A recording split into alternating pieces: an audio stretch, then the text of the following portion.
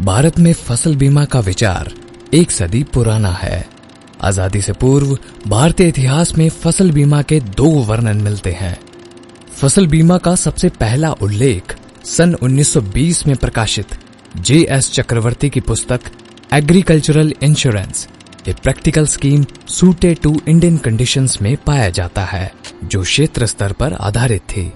दूसरा उल्लेख सन 1943 में मध्य प्रदेश के देवास जिले में एक अनिवार्य फसल बीमा योजना के रूप में मिलता है।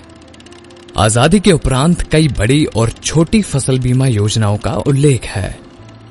Comprehensive crop insurance scheme CCIS पहली प्रमुख फसल बीमा योजना थी, जो 1985 से 1999 तक लागू रही।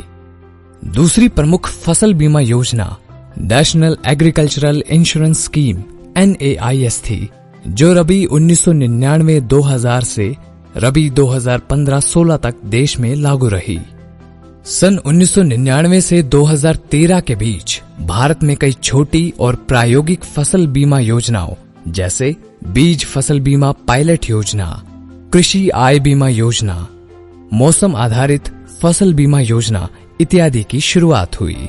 तीसरी प्रमुख फसल बीमा योजना national crop insurance programme NCIP 2013 में लागू की गई और इसमें विभिन्न प्रायोगिक फसल बीमा योजनाओं को विस्तार से शामिल किया गया। इसके पश्चात 2016 में प्रधानमंत्री फसल बीमा योजना PMFBY व्यापक स्तर पर पूरे देश में लागू की गई, जिसके अंतर्गत देश में विभिन्न सरकारी एवं प्राइवेट बीमा कंपनियों द्वारा किसानों तक फसल बीमा पहुंचाया जाता है।